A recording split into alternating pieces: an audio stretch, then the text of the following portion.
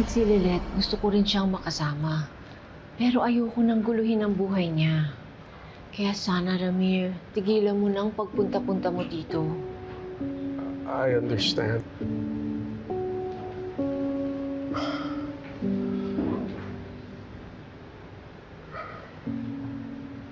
I promise, this will be the last time.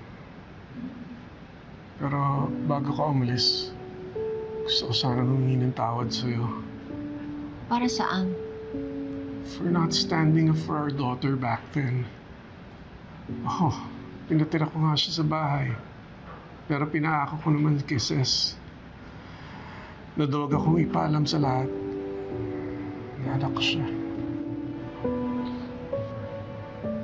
Mabuti ka pa nga, inalagaan mo siya. Hindi kagaya ko. Naduwag ako na isama siya sa mga plano ko. She has every right to punish me.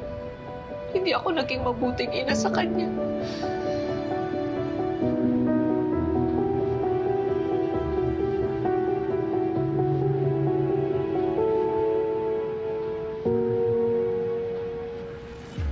Ma'am, bawal ho talaga pumasok dito. Sinabi ko na naman sa'yo, I'm just looking Baka for my magkaroon na husband. naman po kayo. Pumasok siya dito!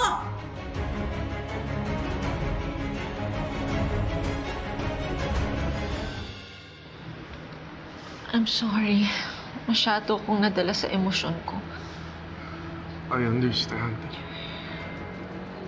If you need someone to talk to, tawagan mo lang ako.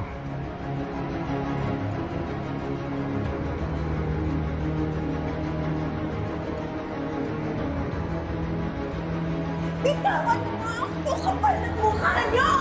Anong ginagawa mo dito, Patricia? Hindi ko talaga ina-expect na makakapasok pa ako dito, no? Dahil binilin mo sa security guards ninyo na huwag akong papapasukin dito sa building na to dahil bana ako! Well, now I know. Dito pala kayo nagde-date ng asawa kong si Ramir! Ma'am, pasensya na po, natakasan po ako. Ako na ang bahala dito. I knew it. Ikaw ang dahilan kung bakit nakipaghiwalay sa akin yung asawa ko. Mayaman ka naman. Sana, nag-add to cart ka na ng pangkamot sa kati mo! Watch your mouth, Patricia! Hinayaan kong hiyain mo ko sa restaurant dahil gusto kong protektahan si Lilet. Pero nandito ka sa teritoryo ko. Hindi ako magdadalawang isip na mag-add to cart ng scissors para gupitin yung matabil mong dila. You think matatakot mo ako? Let me tell you, I'm still Ramir's legal wife. Sa bagay, abogado ko nga pala. Napakadali para sa'yo para palitan yung last name mo. So bakit di natin sa kanila lahat paalam kung ano na ang bagong pangalan mo? Attorney Meredith Cablet!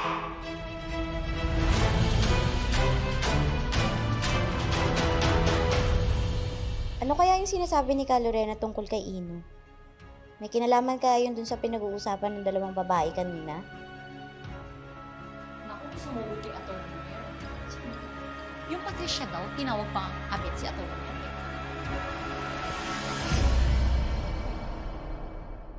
Consider yourself lucky. Patricia, lawyer ako. And I have standards to uphold. And I will not stoop down to your level.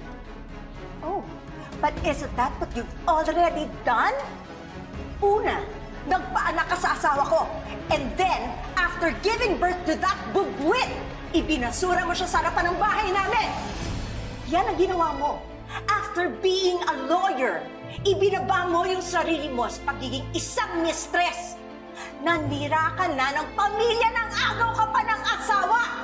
That doesn't make you any better than the filth on the ground, Benedict! Patricia, wala kaming ginagawang masama ni Ramir.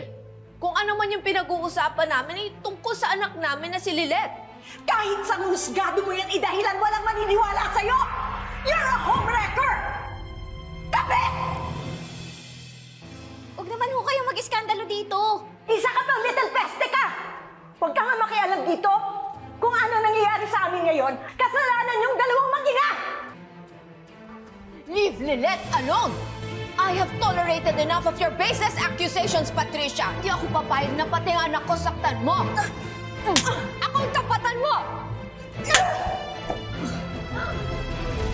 Di ako natatakot na patulan ng isang mistress na katulad mo!